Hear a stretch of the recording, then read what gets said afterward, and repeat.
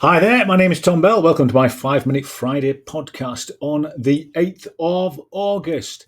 I am an author, I'm a consultant, I'm an educator, speaker, trainer, various things, I guess.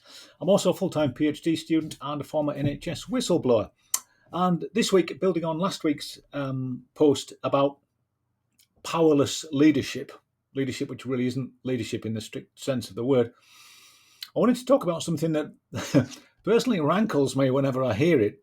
And the reason I want to talk about it today is that I read a report for the second time. I have to say, at least the second time. I read a report this week, which it's a report done for the Scottish Government into issues relating to bullying in a part of the NHS in Scotland.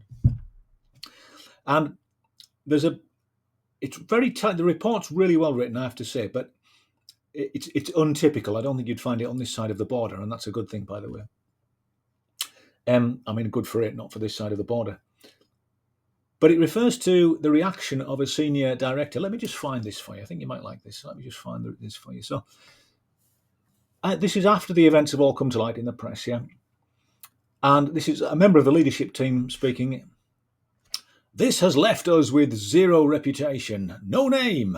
I find that upsetting. This is my organisation. This is my area, my people. I find it particularly offensive. That's offensive, isn't it? On the part of someone who's paid for by the public purse. My organisation, my area, my people. Newsflash, bucko, they're not. It's not your area, it's the area you serve. They're not your people, they're the people you serve. It's not your organisation, it's the organisation we're all collectively paying for. And it's when you see, I've been in so many meetings where somebody pompous from the public sector stood up and talked about their organisation and my this and my that. The good news for me, of course, is having worked predominantly for the bulk of my life in the private sector, I look at that and I just think it's not. You're not James Dyson, right? You didn't build this organisation from scratch. It wasn't your ideas. You're a bureaucrat. You're an administrator. What you should be at very best is a servant leader, yeah? And there's a great paper on servant leadership, by the way, written by a guy called Robert. I think it's Robert Greenleaf. Might be wrong. I'll look it up. Servant leadership. Fabulous concept. It kind of sounds strange, doesn't it, saying servant and leadership? But it's, I'll tell you where the idea comes from. There's a brilliant book. It'll come to me in a minute. Which is called. It's about a journey in which the value of the leader only becomes clear when the leader isn't there, and the leader is actually the person who entertains the group as they're on their journey and on their expedition, and he gets the small things sorted out for them, and he creates the conditions in which the right things can happen, which I think is a true definition of leadership. So leadership is actually about serving. And when I hear people, who are paid for from the public purse talking about their organisations and their people and their areas, nuts. If you're in a position of authority in a public service organisation and you think that way, you're in the wrong position. And we're all suffering because of it, yeah? You're in a place to serve that place. You're in an organisation to serve that organisation. And really importantly, it's service users, it's customers, it's patients, whatever you want to call them, whether you're a local authority or an NHS trust or whatever you might be in the public sector. But you're there, you're paid for by the taxpayer, and you are actually there to serve them. I know sometimes that's difficult to remember. You've got regulators on your back, you've got all kinds of things going on. But the purpose of your existence are the people that you serve. The purpose of your existence is not merely your existence.